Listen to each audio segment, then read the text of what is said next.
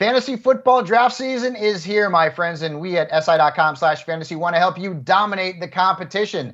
Part of that is getting the best indication of player values for your upcoming drafts. And part of the reason that I wanted to look at player values for this upcoming season, well, we want to look at game script. Game script can be negative, positive, or of course, neutral. What does it mean? Well, is a player better and more successful and put up better numbers when his team wins or maybe when his team loses? So I went back and looked at the 2020 data. We're going to talk about the tight ends here. We're going to start off with Logan Thomas. Now, Thomas busted out last year. He was third in fantasy points among tight ends. That's a big-time breakout season. But he was much better when Washington won. He averaged the fourth most points among tight ends when they won at 13.4.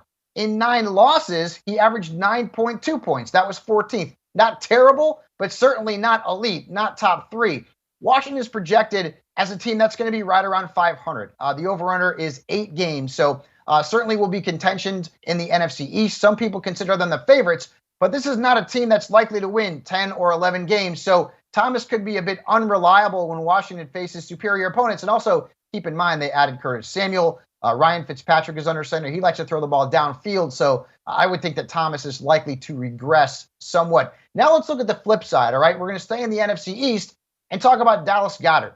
Now, Goddard was only part of 2 Eagles wins last season. He missed some time due to injuries, so this is a small sample size. It's still notable. He averaged 12 points in 8 losses for Philadelphia last year. That's pretty good, but he was held to 10.8 fantasy points combined in their wins. So this is a player who was better when Philadelphia was losing. Why? Well, he's one of the most targeted players in that passing game. Also keep this in mind. They've got a rookie wide receiver in Devontae Smith, who's their number 1. Their number 2 wide receiver is Jalen Reagor.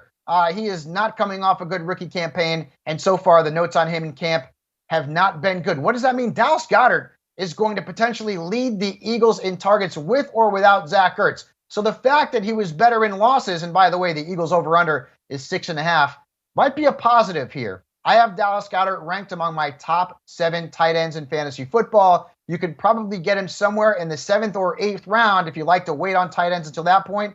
Well, based on his value, targets, and game script from last year, Goddard is going to be a very productive option and maybe a good bargain for your fantasy football team. So I have got all 4 of the offensive skill position players, quarterbacks, running backs, wide receivers, tight ends. They are all broken down by game script on si.com/fantasy. And of course, for all of your fantasy football needs and to help you dominate your leagues this upcoming season, make sure you check out si.com/fantasy.